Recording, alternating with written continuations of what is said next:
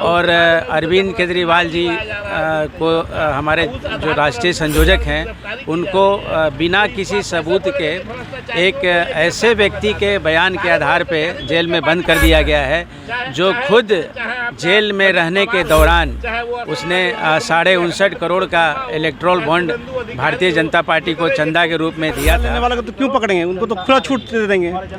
केजरीवाल जी चंदा नहीं दी की हैं चोरी, तो ये चंदा कहाँ से देंगे। भाजपा एन केन प्रकारेण सत्ता में बने रहने के लिए वैसे सभी लोगों को जो दोषी हों निर्दोष हों जो किसी भी तरीके से उनके अगेंस्ट हैं उनको अपने पक्ष में करने के लिए लगी हुई है। तो जो दोषी हैं अगर उनसे मिल जाते हैं तो थोड़ी देर के लिए तो सही उनका धब्बा छूटे या ना छूटे उन पर कार्रवाई रुक जाती है। और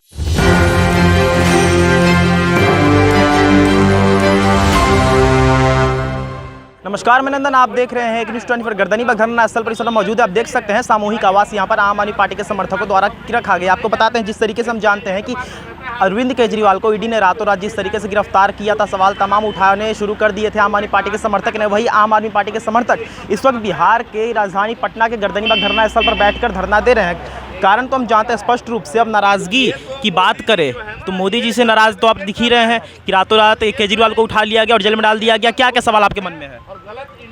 नहीं, तो देखिए ये मोदी जी से नाराज़गी का बात नहीं है। सबसे बड़ी बात है कि पूरा देश आज देख रहा है कि किस तरह से भारतीय जनता पार्टी और केंद्र की सरकार लोकतंत्र को ख़त्म करना चाहती है, ठीक है। और अरविंद केजरीवाल जी को हमारे जो राष्ट्रीय संयोजक हैं उनको बिना किसी सबूत के एक ऐसे व्यक्ति के बयान के आधार पे जेल में बंद कर दिया गया है जो खुद जेल में रहने के दौरान उसने 59.5 करोड़ का electoral bond Bharatiya Janata party को चंदा के रूप में दिया था। और उसके बयान के आधार पर हमारे नेता आज जेल में हैं। तो आज का ये आपने अभी कहा कि सबूत की बात आपने की कि बिना किसी सबूत के उन्हें गिरफ्तार किया गया।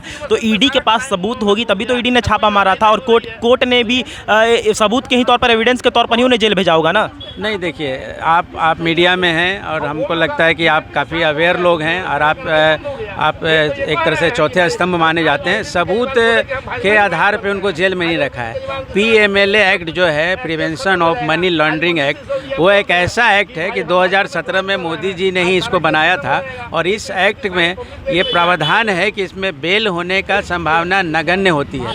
अच्छा, इस एक्ट को बनाने के पीछे का क्या कारण रहा होगा?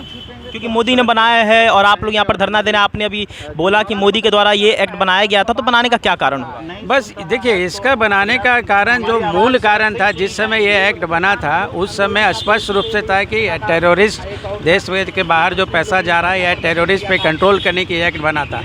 लेकिन ये जितने लोग भी जो जेल जा रहे हैं, मोदी जी ने इसको अपने ढाल के तौर पे यूज किया है। और PMLA एक्ट जो है, prevention of money laundering act, इसमें मनी का जो लॉन्ड्रिंग होता है वो सीधा सीधा दिख रहा है भारतीय जनता पार्टी के अकाउंट में 59.5 करोड़ रुपया गया। लेकिन वो लोग को मोदी जी अरेस्ट नहीं कर रहे हैं। उन लोगों को अपने पार्टी से टिकट देके लोकसभा का चुनाव लड़वा रहे हैं। यानी जो विपक्ष में है उन्हें गिरफ्तार किया जा रहा है, लोकसभा चुनाव नज़दीक है इसीलिए। और जो विपक्ष में है उन पर दाग है, वो बीजेपी ज्वाइन कर लेते हैं तो उन पर ईडी अटैक नहीं करती है। यही तो है मोदी जी का। उनको जब चंदा दे देगा तो मोदी जी से चंदा लिया है ना, चंदा लेने वाला को तो क्यों पकड़ेंगे, उनको तो खुला छूट दे देंगे। केजरीवाल जी चंदा नहीं दी की हैं चोरी, तो ये चंदा कहाँ से देंगे। ठीक है, आपके नज़र में ऐसा है कि ईडी जिस पर नज़र बनाती है और वो अगर बीजेपी में शामिल हो जाते हैं तो उन पर से धब्बा हट जाता है। देखिए, धब्बा हटे या ना हटे, लेकिन तत्काल रूप में यह श्योर शॉट है कि भाजपा एन केन प्रकारेण सत्ता में बने रहने के लिए वैसे सभी लोगों को जो दोषी हों निर्दोष हों जो किसी भी तरीके से उनके अगेंस्ट हैं उनको अपने पक्ष में करने के लिए लगी हुई है। तो जो दोषी हैं अगर उनसे मिल जाते हैं तो थोड़ी देर के लिए तो सही उनका धब्बा छूटे या ना छूटे उन पर कार्रवाई रुक जाती है। और वैसे लोग जो उससे नहीं जुड़ते हैं उन पर कार्रवाई करके उनको अंदर बंद कर दिया जाता है। तो इस तरह से अपने अपोनेंट्स को वो अपने साथ या तो मिला लेते हैं या अपोनेंट्स को दूसरी किसी तरीके से मार देते हैं। ये मारने की प्रक्रिया में ही हमारे सभी बड़े नेताओं को अंदर डाला गया है। इसके अंदर में हम लोग को लगा है अब कि अगर इनके साथ लड़ने के लिए सड़क से लड़ाई शुरू नहीं करेंगे तब तक ये हमें इसी तरह से प्रजातंत्र से धीरे धीरे राजतंत्र की ओर ले जाएंगे, और हम राजतंत्र के लिए तैयार नहीं हैं। प्रजातंत्र में ही हम जीना चाहते हैं, और इसलिए हमारे साथ सभी आम आदमी पार्टी के लोग ही नहीं, सभी आम आदमी का डेफिनेशन वो है जो डायरेक्टली और इनडायरेक्टली किसी भी तरह से इस सरकार में वोट देती है, या इसको इंटरेस्ट में पैसे देती है, या इनको टैक्स देती है। वो सारे आम आदमी लोग हैं। इनको सड़क पे आना होगा और राजतंत्र की प्रक्रिया को ख़त्म करनी होगी, और हमें देश में प्रजातंत्र को पूरी तरह से मजबूत करना होगा। इसके लिए ज़रूरत पड़ा तो और आंदोलन को आगे बढ़ाएंगे और इनसे रुकेंगे नहीं। इनकी कोई भी तैयारी को हम ध्वस्त करने के लिए तैयार हैं। अच्छा, आप धरना दे रहे हैं, क्या धरना देने से केजरीवाल छूट जाएंगे? एक्ट तो ये कहता है ना कि अभी फिलहाल तो वो छूट नहीं सकते, और केजरीवाल के जो एडवोकेट है वो भी, उनका भी तो कुछ योगदान होना चाहिए। आप लोग धरना देने से तो बस छूट नहीं जाएंगे।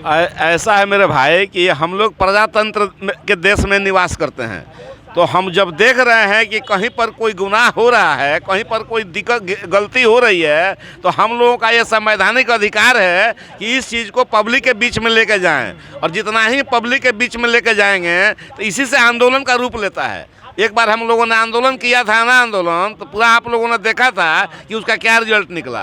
और उसी तरीका का ये जो मोदी जी जो कर रहे हैं, तो इनका जो किस नियति से ये काम कर रहे हैं और कितना गलत कर रहे हैं, इससे देश को कितना नुकसान हो रहा है, ये हमारे शिक्षा व्यवस्था को कितना नुकसान हो रहा है, हमारे स्वास्थ्य व्यवस्था को कितना नुकसान हो रहा है। तो ये जो नुकसान को हम लोग जनता तक पहुँचाएँगे तो जनता में क्रांति आएगी, जनता में आंदोलन का रूप लेगा।